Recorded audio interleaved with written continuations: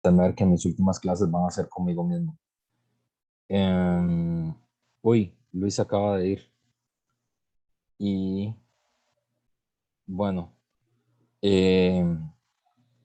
gracias por conectarse. Tenemos hoy una anomalía que ya les había contado. Bueno, no es una anomalía, que es, bueno, yo soy profe de filosofía. Filosofía es parte del sistema de estudios generales en la U, y hay en curso un congreso de regionalización que se lleva a cabo en la sede del Atlántico. Y a mí se me designó como delegado del sistema de estudios generales, es decir, con voz y voto. Entonces, tengo que estar en ese congreso porque es una cosa importante. Pero obviamente, como no quería afectarlos a ustedes, eh, hice un huequito para, para que tuviéramos hoy la animación de la lectura de Lana Levinas, que luego creo que seguro completaré con un video para que lo vean de manera sincrónica. Pero entonces hoy solo vamos a trabajar hasta la 1:30, y el resto del tiempo ustedes pueden aprovechar para leerse lo que no se han leído, volver a estudiar, o aprovechar como ustedes mejor quieran o puedan el tiempo. Porque a la 1:30 tengo que volver a la sesión del Congreso, de hecho. Eh, entonces, vamos a escuchar a Luis, creo que es el que le toca animar la lectura de Lana Levinas. Sí, profe. Ok. Ya está. Si quieres compartir, adelante, Luis.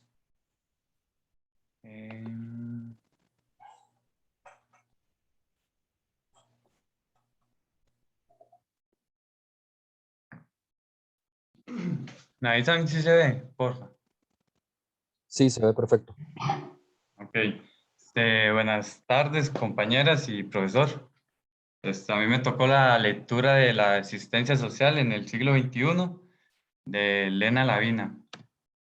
Esta lectura pone en contexto como una crisis que hay en 1980, que es una deuda que tienen los países latinoamericanos a grandes entes internacionales, por lo cual vive un proceso de crisis y empobrecimiento, y por lo cual estos entes internacionales buscan crear un programa para combatir la pobreza, y son los que se les conoce como los programas de transferencias monetarias condicionadas, los cuales suministran un monto económico. Es que me haya salido una alerta. Suministra un monto económico para Tranquilo, ciertos. es el ingreso de otros estudiantes. Que ustedes no se fijen en eso, yo me encargo. Si entra más gente, esté tranquilo con la Ok, exposición. ok. Que como venía diciendo, suministran un beneficio económico a ciertas personas, pero tienen que cumplir con ciertas condiciones. Por ejemplo, se le da una plata a ciertas familias, y estas familias tienen que cumplir con que sus hijos vayan a las escuelas, y como las mujeres o madres embarazadas vayan a revisiones en los centros de salud. Se dice que se convirtió como el arma favorita de lucha contra la pobreza en América Latina, porque los entes bancarios internacionales como el Banco Mundial lo venden como algo que combate la pobreza, que son baratos y que ayudan a fortalecer la renta en los países de bajos recursos. Estos fondos transformó la naturaleza de la protección social. Esto quiere decir que antes la protección social era de amplia cobertura, se veía como un derecho, pero ahora se viene y se focaliza la asistencia social. O sea, hay como unas determinaciones que son las que escogen quiénes son los que pueden acceder a este beneficio, y son las personas más vulnerables, pero esto tiene ahí una crítica que veremos más adelante. Este, Se dice que estos programas también significó un cambio ideológico neoliberal que conduce a la mercantilización, esto porque ha reducido la intervención del Estado en lo social y le da más participación a los entes privados en estas transacciones monetarias para que las personas puedan acceder a beneficios. Pero en sí, estos programas recaen a que la responsabilidad caiga en los individuos y que son los propios individuos posten sus propios beneficios. Entonces, como que el Estado también se reduce mucho en esos factores de cómo atender esas necesidades de los sectores más vulnerables. Y esto lo hacen porque el capital humano, como ellos lo ven, está empobrecido y entonces esto es como una traba para que estas personas, o como ellos lo ven, capital humano, puedan incidir en el mercado laboral y en sí puedan ser consumidores del mercado, lo cual no hay una dinámica de la economía. Por eso vienen y insertan esos programas en América Latina. Como dice la autora, hay una lógica detrás de estos modelos y su lógica es que resta importancia al papel que desempeñan los factores estructurales para que los países subdesarrollados sigan siendo pobres y centrarse en lugar de ello en las fallas internas de los propios países mismos, ofreciendo esto una forma de contrapeso en la teoría de dependencia.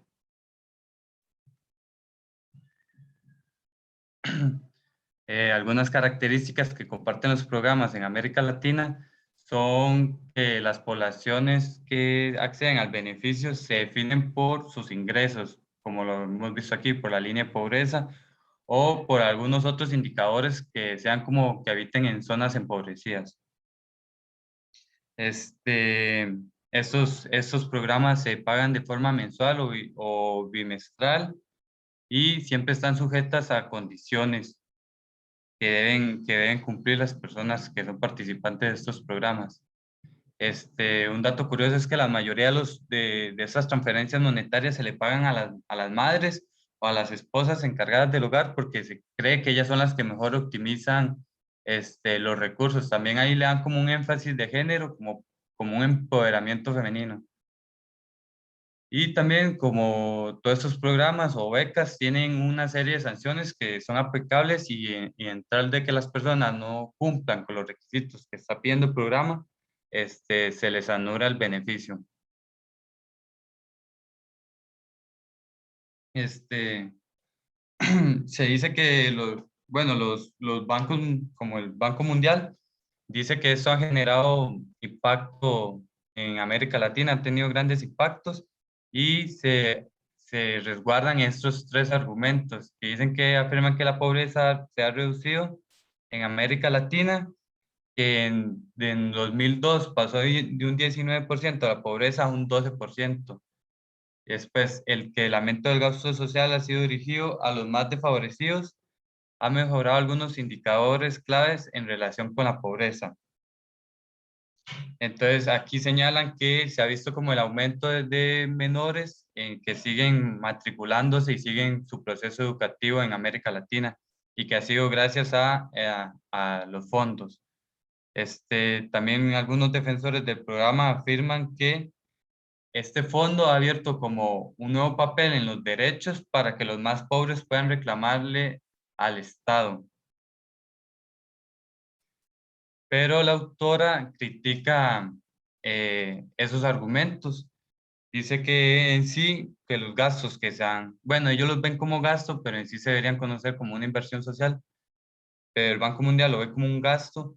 Entonces dice que los gastos no han sido equitativos. Si vemos uno de los mayores sectores que ha sido afectado o que menos se trabaja dentro de estos programas son los de vivienda y los de salud. Casi siempre son los de seguridad y asistencia social y educación. Y esto como para también, dicen como para que el capital humano o y las personas trabajadoras sean calificadas para este mercado laboral, porque eso es lo que ellos buscan, tener una mano calificada. Después, otras críticas es la focalización.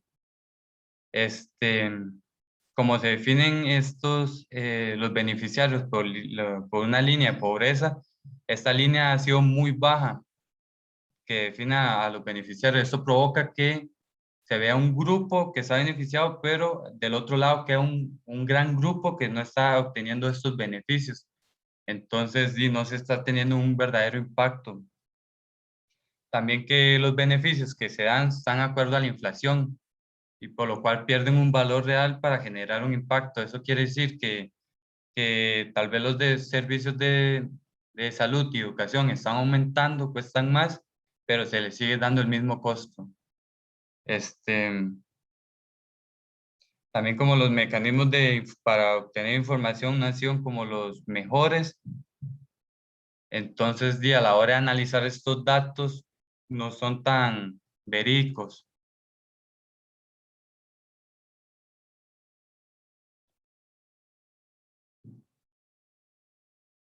Ok, en el primer punto es que el escaso coste relativo a los programas, eso refiere que en sí en los países han invertido mucho para poder combatir la pobreza.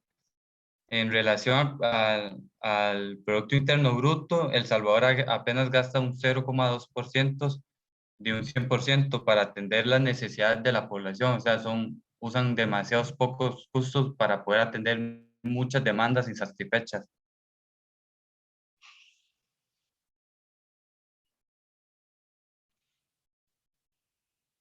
Ok.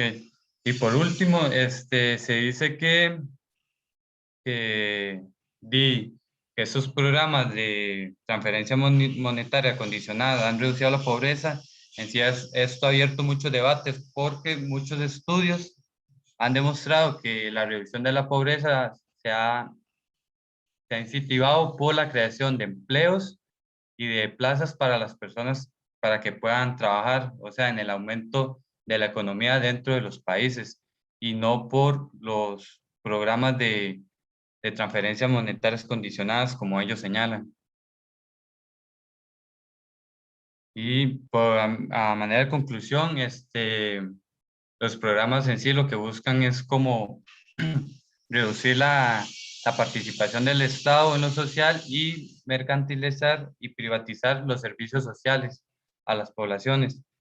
Por lo cual también esas condiciones que ponen por sus transferencias monetarias se puede como comprender que es como un control de estas poblaciones más vulnerables.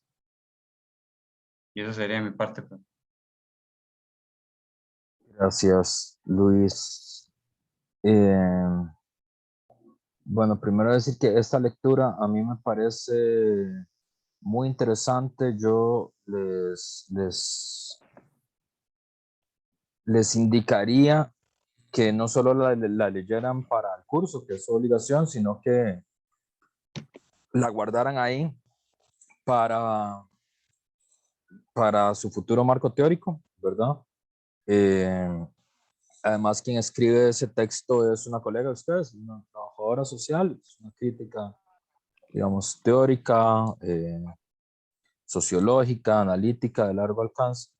Y solo un par de preguntas a ver si el concepto quedó claro, que es, eh, ¿qué es un programa de transferencia monetaria condicionada? ¿Cuál sería la definición?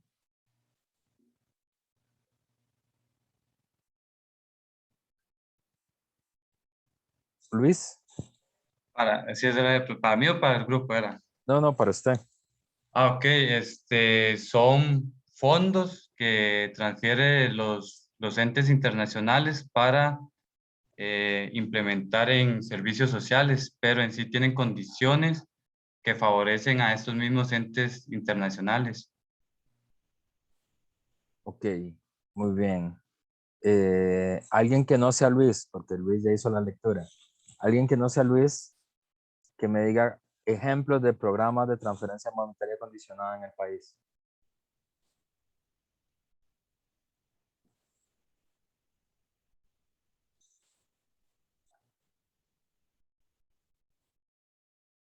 Silencio incómodo. Sabrina Cubero, un ejemplo de programa de transferencia monetaria condicionada en el país.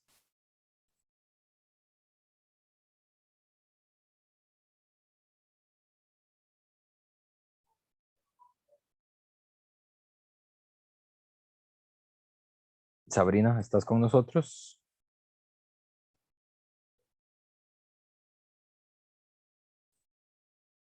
Profe, Ujú. el programa Avancemos, no. El programa Avancemos, por supuesto. ¿Cuál otro?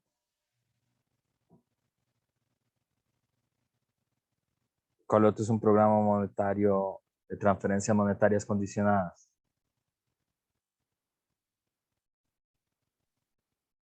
Puente para el desarrollo, profe. Puente para el desarrollo también. ¿Cuál otro? Yo tengo una duda. Ujú. ¿Todos los programas de ajuste estructural entran en esto? Eso es como aparte. Eso es como aparte. Los programas de ajuste estructural son transformaciones de largo alcance en la economía, sobre todo en la política fiscal y en los incentivos. En las transferencias monetarias condicionadas son sobre todo política social, son sobre Ok. todo programas que tienen que ver con la política social. Una pregunta para Valeria Cervantes. ¿El sistema de becas de la universidad es un sistema de transferencias monetarias condicionadas? Dios guarde sus... ¿Ah? Valeria, Dios guarde qué. Nada, profe, perdón, tengo el micrófono prendido. A quién tiene que guardar Dios? Las becas. Sí, claro. ¿Son sistemas de transferencia monetaria condicionada?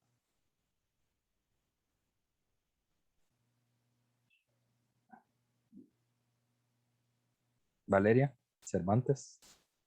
Perdón, profe. Las becas de la universidad son sistemas de transferencia monetaria condicionada. Sí, claro. Ok, ¿por qué? Porque la condición es estar en la universidad, también estar en pobreza. Y nada más. Mm, ¿Qué más? ¿Qué más condiciones tienen? Todos ustedes son becados, ¿no? Que el curso debe ser 100% a cumplir con becado. ciertos créditos. Cumplir con ciertos créditos. ¿Qué más? Mantener un ponderado. Mantener un ponderado. Muy bien. ¿Y por qué es así? ¿Cuál otro sistema de becas se les ocurriría a ustedes? ¿A ustedes les parece que este es el mejor sistema de becas que podrían tener? Si ustedes estuvieran a cargo de la Oficina de Trabajo Social de la U, ¿dejarían así las becas como están?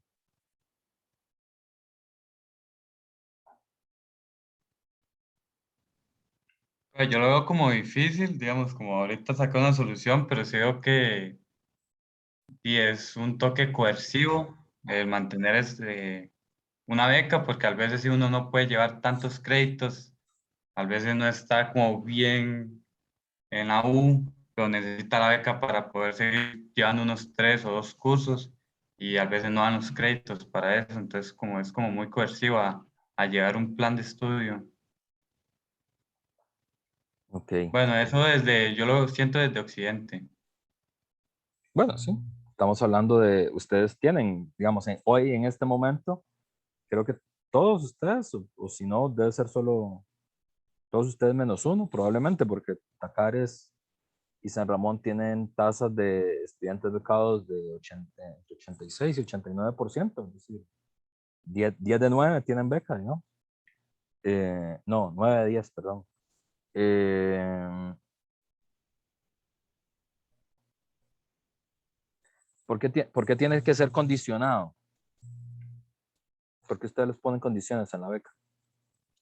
Profe, Para hacerla focalizar. porque, bueno, el presupuesto, Perdón, Mónica y Steven, en ese orden. Mónica, Steven. porque el presupuesto es, sí, cada año lo recortan más, entonces supongo que tienen que elegir quién está tal vez más apto para la beca y la persona que desaproveche, o sea, según la lógica de quien desaproveche o no tenga cierta nota o, bueno, cierto ponderado, puede que esté aprovechando menos tal vez que otra persona con una nota más alta o qué sé yo, según la lógica de ellos, ¿verdad? Sí, sí, entiendo. Sí, no, no estamos diciendo si estamos a favor o no, sino por qué, ¿verdad?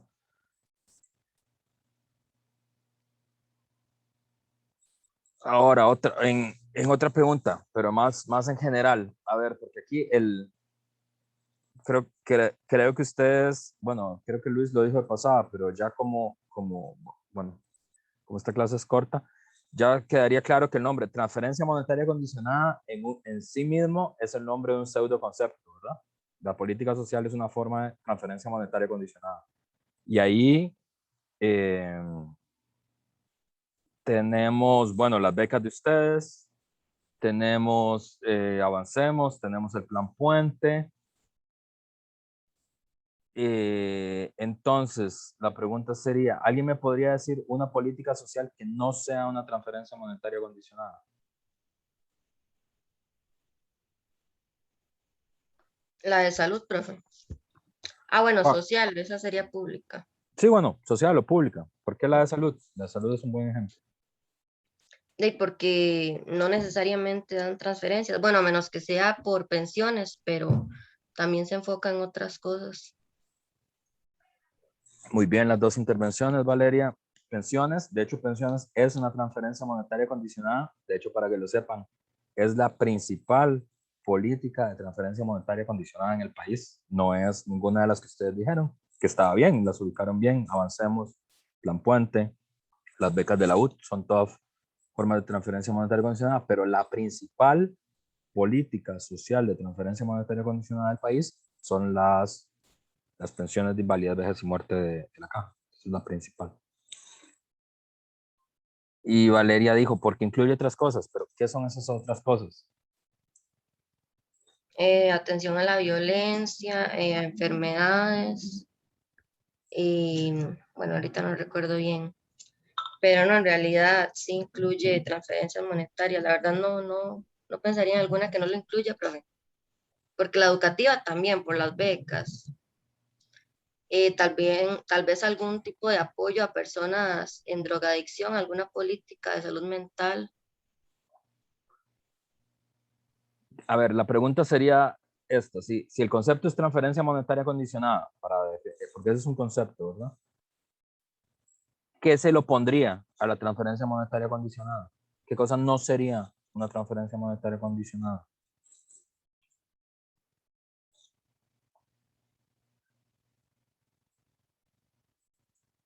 La que es universal.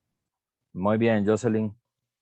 Una bolsa de jocotes para Jocelyn. Claro, lo que se opone a transferencia monetaria condicionada es universal. Y Valeria entró bien ahí, saltó al campo bien, pero luego tuvo una duda y retrocedió, pero saltó bien. Efectivamente, las políticas de salud del país, por ejemplo, no están asociadas, las de pensiones sí, pero las de salud en general son formas de política universal.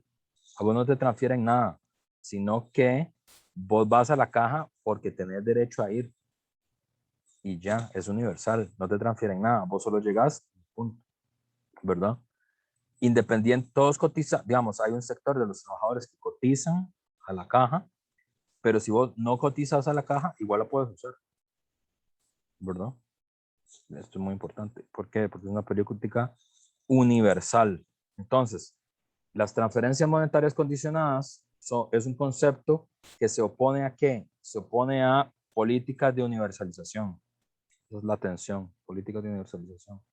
Y las políticas de transferencia monetaria condicionada se volvieron tan populares. Al principio, los organismos financieros internacionales no apoyaban las formas de transferencia monetaria condicionada, porque eso donde primero se empezó a aplicar fue en Venezuela. Una cosa que se llamaba, ¿cómo se llama? Barrio Adentro, un distrito de Barrio Adentro. Era una política del gobierno de Chávez. Y entonces, por una refracción ideológica, se creía que eso no había que apoyarlo. Pero la verdad, al final, todos los países latinoamericanos, independientemente del gobierno que tengan, tienen proyectos de transferencia monetaria condicionada y los mantienen, aunque cambien los gobiernos, ¿verdad? Por ejemplo, en Costa Rica, proyectos como Avancemos o el Plan Puente, eso puede ser que le cambien el nombre al programa, pero el programa como tal no desaparece, ¿verdad? Se ha vuelto como, como la Panamá canaria de las políticas sociales. Y a lo que se opone la transferencia monetaria condicionada es a la política de universalización. Entonces, la discusión es, la política social y los servicios sociales tienen que servirle a los empobrecidos, a los pobres, que es el lenguaje técnico que se utiliza, o ni siquiera se usa pobres, a los vulnerables, es el lenguaje técnico que se utiliza, o es para todos. Esta es la tensión, ¿verdad? Tradicionalmente, creo que Luis lo dijo en la exposición, se había concebido que, por ejemplo, la salud, la educación, el agua, la electricidad, eran políticas universales. Es decir, que todo el mundo tenía que acceder a ellos por el hecho de ser un ser humano, ¿verdad? En el último periodo hay una idea de que hay una serie de políticas sociales que solo se pueden adquirir si vos demostrás que no tenés ingresos suficientes, y además hay un condicionamiento. Aquí viene la otra parte filosófica, que es, ¿por qué tiene que haber un condicionamiento?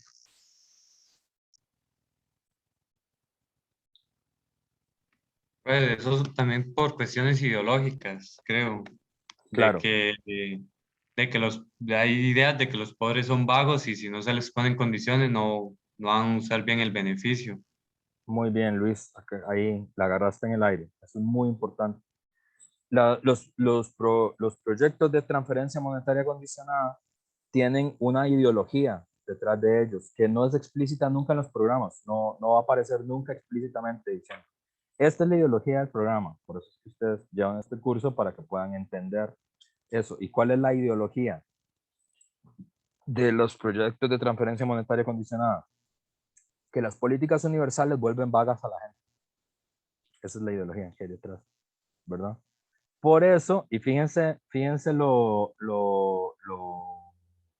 no sé, lo macabro que puede ser, que es porque Mónica dijo muy bien, bueno, como la justificación que hay para que ustedes no tengan becas universales, sino que son becas con transferencia monetaria condicionada, 12 créditos, sacar 8 de promedio,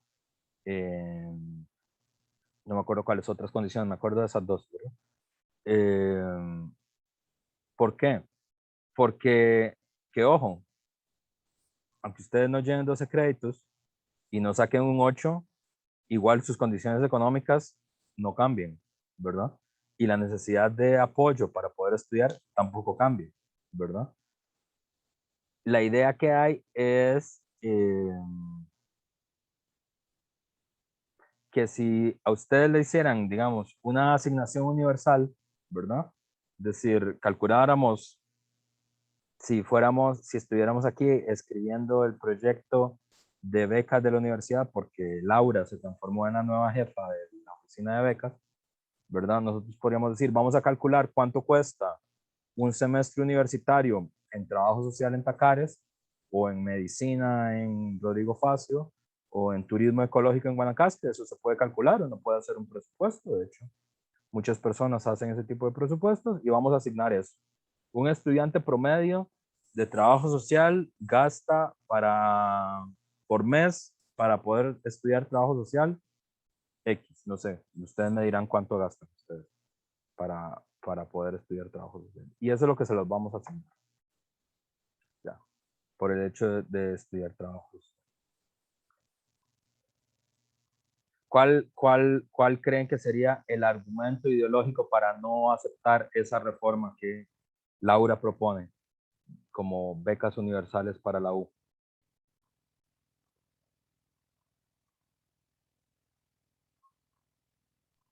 El presupuesto.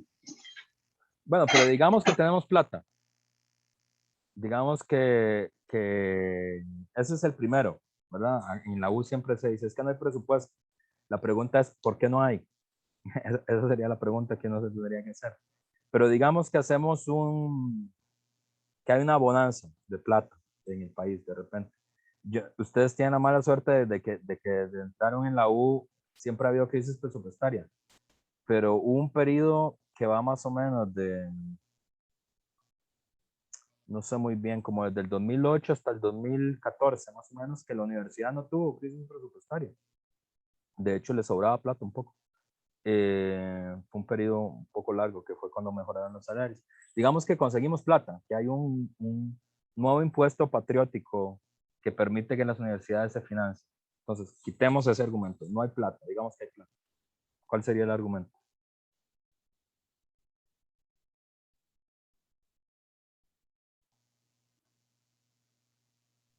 Pero puedes repetir la pregunta, ¿verdad? No me quedó clara. ¿Argumento para qué?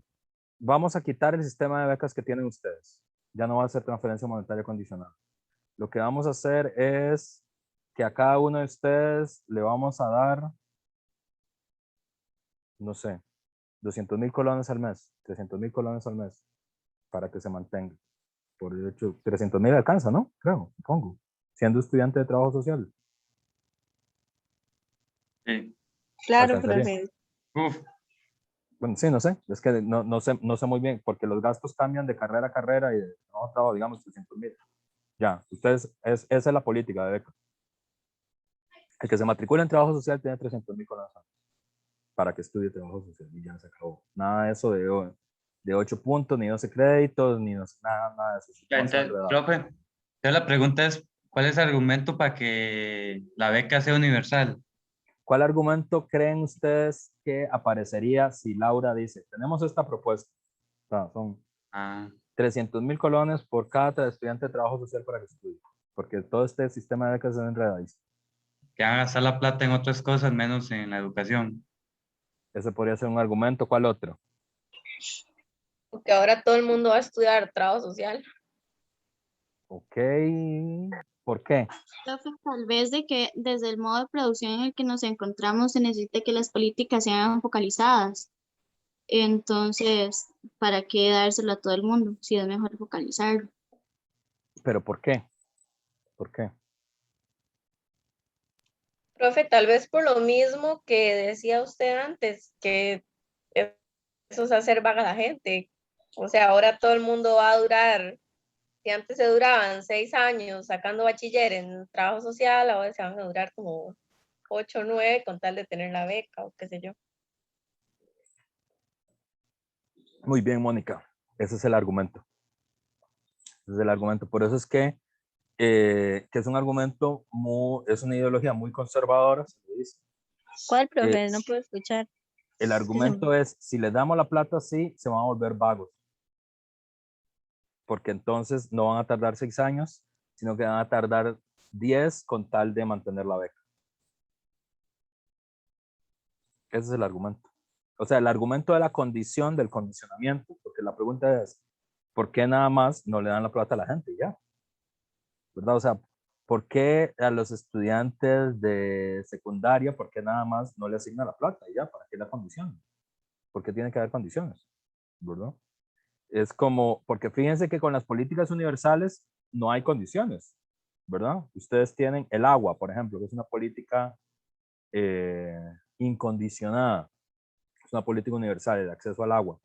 No hay condiciones, no es nosotros vamos a darles agua o les vamos a mantener los precios del agua, pero solo si ustedes hacen un uso responsable del agua. Si ustedes usan el agua para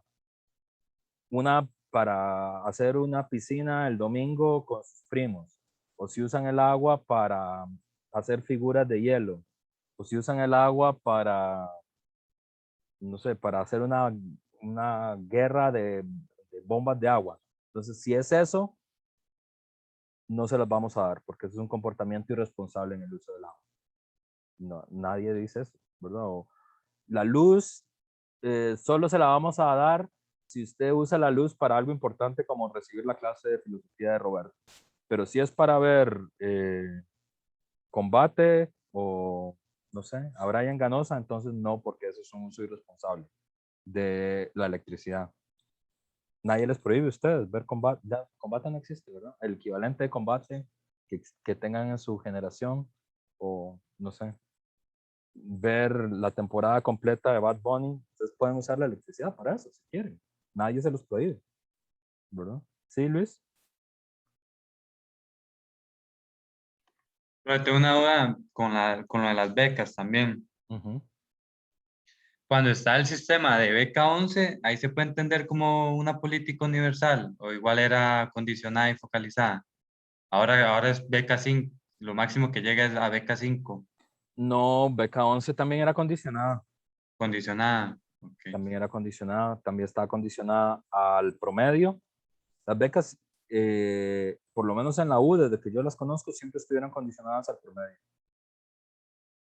Sí, profe, de hecho yo me acuerdo que, bueno, mi prima tenía beca 11 y ella, digamos, tenía que estar a cada rato llevando papeles como para hacer constar la situación económica de ella para ver si se la seguían otorgando o no.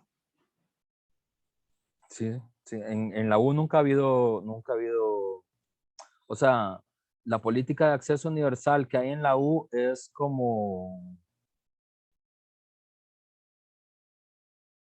qué buena pregunta, la verdad. Iba a decir los libros y la biblioteca, pero no, también la biblioteca es focalizada, porque no, a ustedes no les dan los libros, solo a los becados les dan los libros.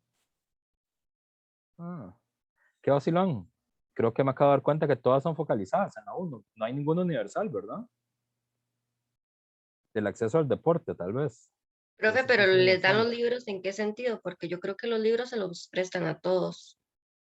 No, pero digamos libros especializados, como por ejemplo la Mm, gente que estudia química y No, pero no a matemática y todos, eso.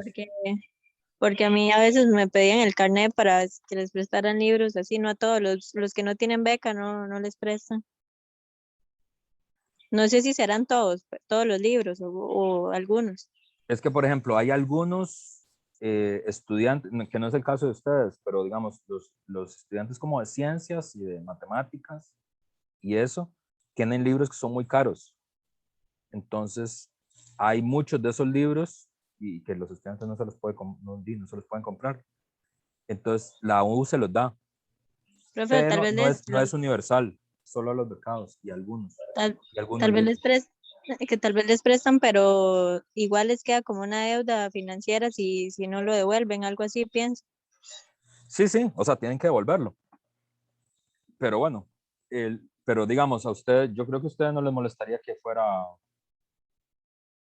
fuera así, ¿no? Es decir, que no tuvieran que gastar el dinero qué sé yo, en la antología, sino que fuera prestada por un año.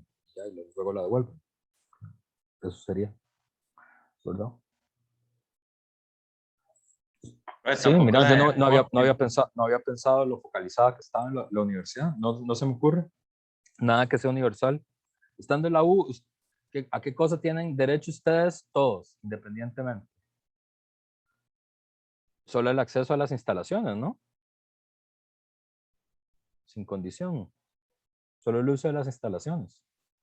Ni siquiera la matrícula. La matrícula está condicionada a la nota. Mira, no lo había pensado. Qué O sea, no curioso. sé si la creo que parte al de gimnasio. salud, yo no sé si la parte de salud Ah, cuenta o no, porque creo la parte que de salud, sí, no ¿verdad? está casi, va, pero no sé si también solamente los becados. No, Es no, que como toda la salud vida he es sido universal. becada, no sé. Salud es universal. El dentista Gracias, no. Laura. Ah, no, Creo que el el dentista dentista no. no, El dentista pero no, el el de dentista medicina en focaliza. general sí. Medicina general, sí. Gracias, Laura. Ya saliste a mi rescate. Sí, medicina. Sí, las instalaciones deportivas también, ¿no? Como las canchas y eso sí es universal. El gimnasio no, porque digamos, nosotros en Tacares sí tenemos acceso libre a ir, ¿verdad? Cuando queramos, pero sé que en San José hay que pagar. Ah, ¿verdad? Es verdad, de hecho en San José sí, hay que pagar. De hecho no sé si ni siquiera es de la U. Bueno, ves, pero ahí tenemos como dos estilos, ¿verdad? Está el estilo política, transferencia monetaria condicionada, y está el estilo de política universal, ¿verdad? Y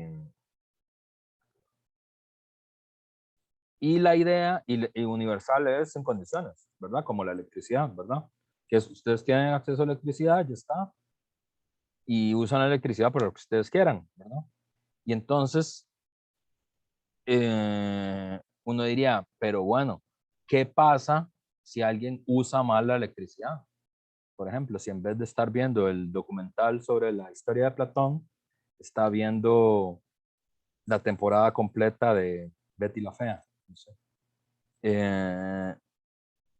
¿Por qué? ¿Por qué ahí no hay problema?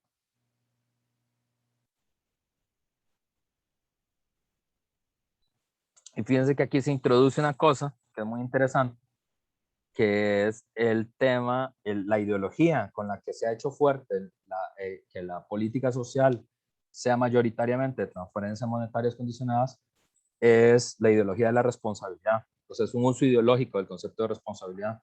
La idea es que si a ustedes o a la gente, a los sectores populares, se les universaliza el acceso, entonces van a hacer un uso irresponsable del acceso.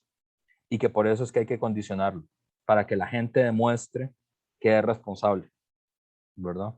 Por ejemplo, ese debate aparece a cada rato en la caja, ¿verdad? En que es un sistema de salud universal, y Costa Rica es de los países que tiene sistema de salud universal muy dañado, muy deteriorado, muy privatizado, pero es un sistema de salud universal.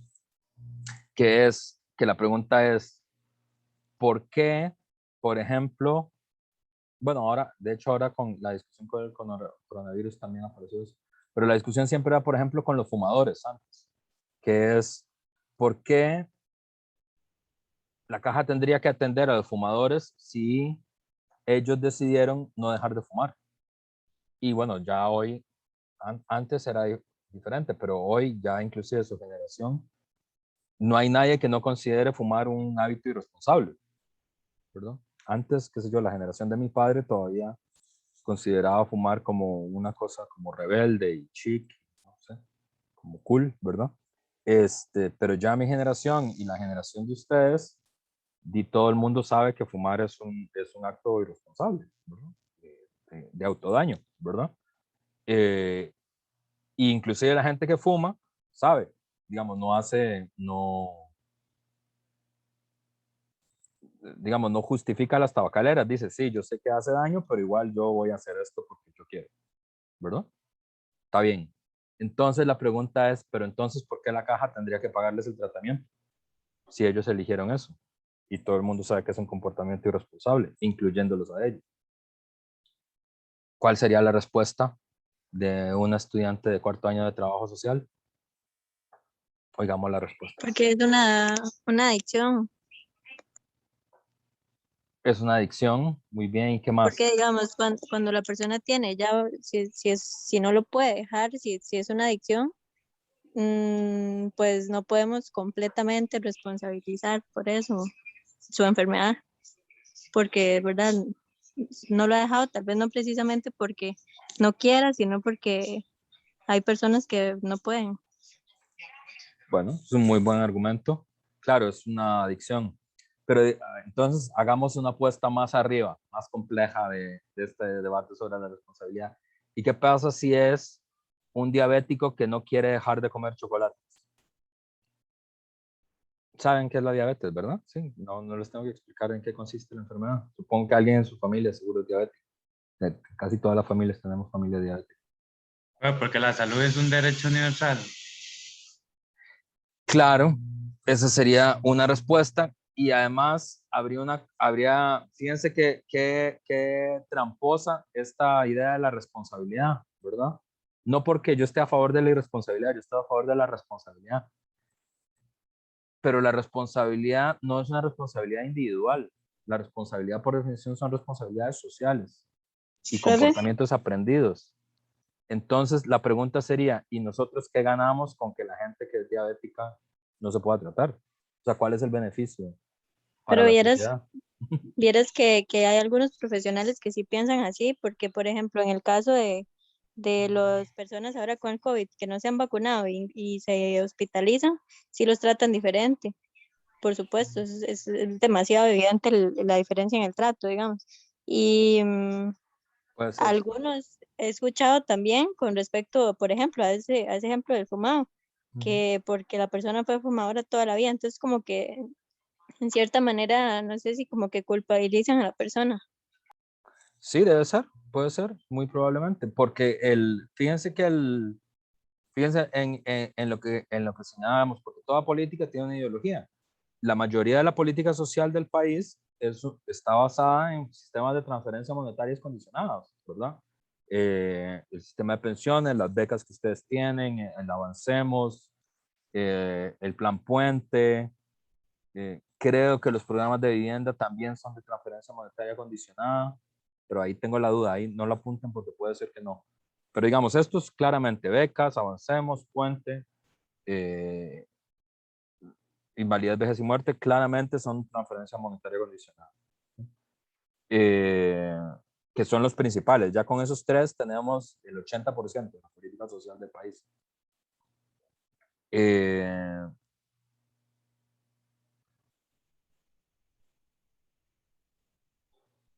Ahora, eso va acompañado de una ideología, que es la transferencia tiene que ser condicionada, no puede ser incondicionada, porque si es sin condiciones, entonces la gente se comporta irresponsablemente, ¿verdad? Como en la caja, ¿verdad? Uno diría la gente es como la caja, siempre lo tiene que atender a uno, no importa qué pase. Me están diciendo que mi conexión está inestable. Entonces, eso incentiva comportamientos irresponsables de la gente. Por ejemplo, no vacunarse. Por ejemplo, no dejar de fumar. Por ejemplo, aunque uno es diabético, comer chocolate todos los días. Comer, no sé, comer topping de chocolate así como fresco. O sea, estoy exagerando. Es obviamente una exageración de mi parte. Pero digamos, el asunto es que lo que se tacha es lo siguiente, que es, y que Mónica lo dijo, claro, ¿por qué es que las becas no son universales en la U? ¿Por qué es que no dicen, bueno, calculemos cuánto gasta, cuánto es el costo de un mes estudiando trabajo social? Eso se puede calcular. Calculamos cuánto es y eso es el monto, ya, y es universal y que ustedes resuelvan en qué usan ese dinero o en qué no lo usan, ¿verdad? Entonces Luis y Mónica dicen, claro, la principal resistencia ideológica a eso, Luis dijo una, es que si les damos dinero no se lo van a gastar en lo que se ocupa para estudiar, sino que se lo van a gastar en cualquier cosa, ¿verdad? Que es el mismo argumento con la transferencia monetaria condicionada. Y la otra es, si es incondicionada, entonces no van a terminar nunca de estudiar, ¿verdad? Porque van a preferir, comillas, vivir de gratis, ¿verdad? Y eso es muy conservador, ¿verdad? Primero, porque supone un comportamiento perezoso de las personas, ¿verdad? Es decir, subvalora, digamos, la importancia que tiene para uno, por ejemplo, educarse, ¿verdad? Y aprender y terminar su labor, ¿verdad? Por ejemplo. Y también es una suposición de que en todas las condiciones los seres humanos siempre van a elegir la más dañina, ¿verdad? Y que por eso entonces hay que castigarlos, hay que sancionarlos para que no la hagan, ¿verdad? Si no, la suposición es, si la beca no depende de la nota, entonces ustedes se van a quedar siempre, porque no les va a importar, ¿verdad? Aprender, sino que lo que les importa es la plata. Entonces, si no les quitamos la plata, no van a aprender, ¿verdad? La suposición es que ustedes no quieren aprender, ¿verdad? Por eso es que funciona así.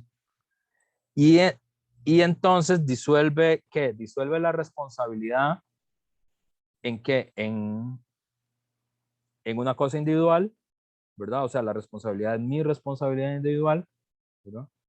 Porque, por ejemplo, en el caso de la caja, que es como el que hablamos, La pregunta es, bueno, si la caja deja de atender a los fumadores, por ejemplo, ¿qué ganamos con eso? O sea, ¿qué ganamos como sociedad con eso? O si la caja dejara de recibir a los pacientes que no se vacunan, ¿verdad? ¿Qué ganamos con eso? Que se mueran en la calle. O sea, ¿qué gana la sociedad con eso?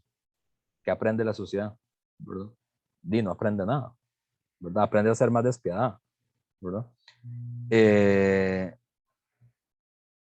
Entonces, las políticas universales parten de una concepción muchísimo más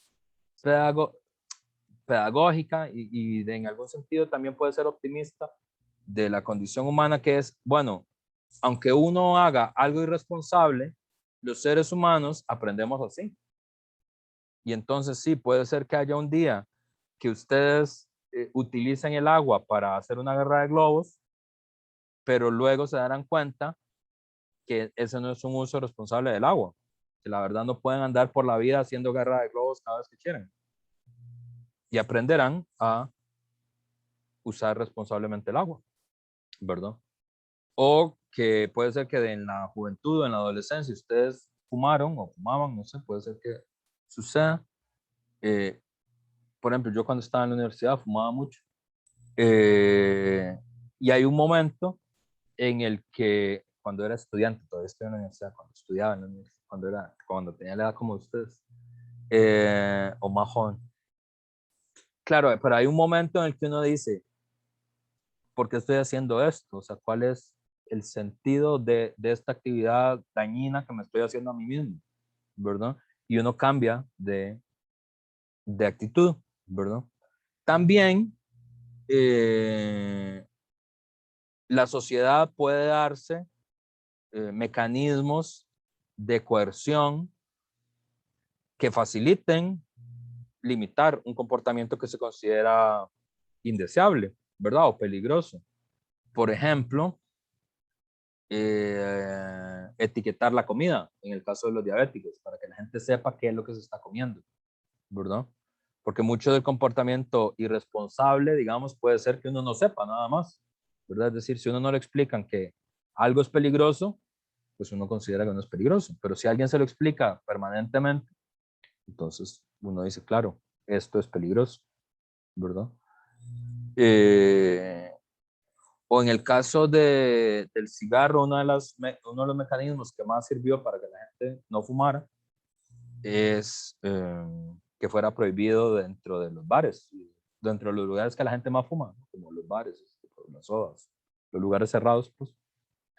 Entonces, con ese mecanismo, la gente empezó a dejar de fumar porque daba pereza salir afuera a fumar y ese tipo de cosas, ¿verdad? Entonces, ahí hay una política de desincentivación. ¿Por qué? Porque, digamos, es verdad que lo deseable es que la gente sea responsable y no irresponsable. Nadie puede defender la irresponsabilidad como un valor, ¿verdad? De hecho, esa forma de discutir siempre es muy ideológica, ¿verdad? De responsables contra irresponsables, porque digo, uno siempre está del lado de los responsables, no es posible estar del lado de los irresponsables. ¿Verdad? Es como una discusión entre buenos y malos, digo, uno siempre está del lado de los buenos, puede estar del lado de los malos. Por eso esa discusión no tiene sentido, ¿verdad? Es una discusión ideológica, si se plantea en esos términos, ¿verdad? En términos polares de buenos y malos, ¿verdad?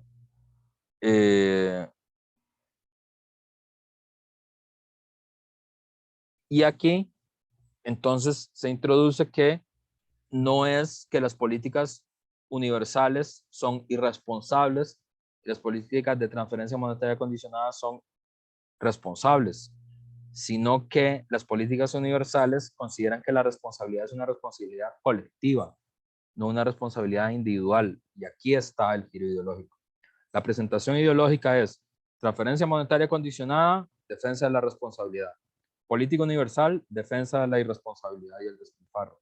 En realidad, la forma es transferencia monetaria condicionada, es una defensa de que las responsabilidades de la sociedad son estrictamente individuales y las políticas universales lo que defienden es que no, que la responsabilidad social es una responsabilidad societal, colectiva, ¿verdad?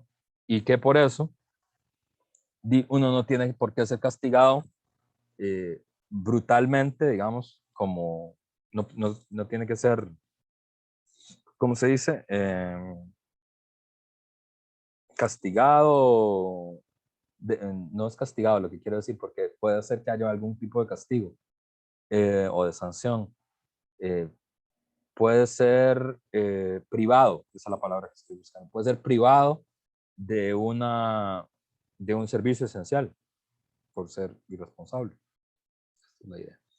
Bueno, son las 2:05 porque esta discusión es muy interesante y ya llevo 30 minutos de llegar tarde al Congreso. Pero les echaré la responsabilidad a ustedes de por qué llegué tarde al Congreso. Broma del señor mayor. No les hizo gracia mi broma. Bueno, vamos a terminar la clase por acá y nos vemos el otro jueves. Y bueno, ya saben, para los que llegaron tarde, es que hoy la clase es más corta porque yo soy delegado en el Congreso de Regionalización por el Sistema de Estudios Generales, entonces tengo que estar porque soy de los que tienen voz y voto. Entonces es eso. Nos vemos la otra clase, entonces, el próximo jueves. Hasta luego, profesor. Gracias, profe. Chao.